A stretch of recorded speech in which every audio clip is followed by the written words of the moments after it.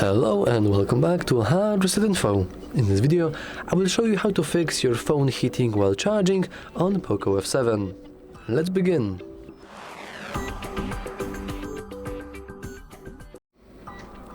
Now, in reality, you shouldn't really worry about that. I'm totally serious.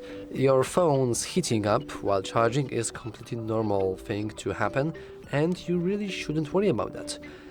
Though if you are, and if the temperatures get really high up, then you could switch from fast charging to classic charging. You can do that by going to settings, scrolling down and heading into your battery, charging options, and switching from top speed to standard. As you can see, even then you have a little warning that the device might heat up while having a top speed, so this should resolve the issue. But once again, a little bit of high temperature is nothing new and you shouldn't worry about it.